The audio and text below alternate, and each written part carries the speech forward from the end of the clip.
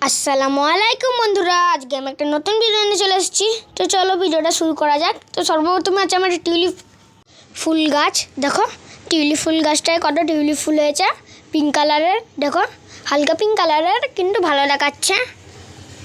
তো দেখো বন্ধুরা, তোমরা দেখতেই পাচ্ছ আমাদের ছাদ আর বাগানে গাছপালা সব ভিজে আছে। তো আজকে আমাদের বৃষ্টি হয়েছে অনেক জোরে জোরে। বৃষ্টি হওয়ার পরে আমরা সব ছাদ বাগানে এসেছি।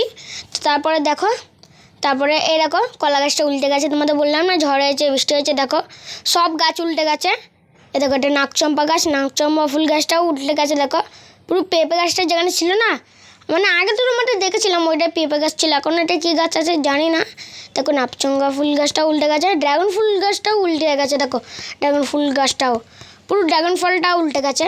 দেখো এখানেও দেখো বন্ধুরা, পুরো মনে ছাদ সব গাছে উল্টেই গেছে বেশিরভাগে। দেখো এখানে দেখো এই গাছটা উল্টে গেছে, চেয়ারও উল্টে গেছে, এত জোরে ঝড় হয়েছে। সত্যি আজকে এত জোরে ঝড় হয়েছিল।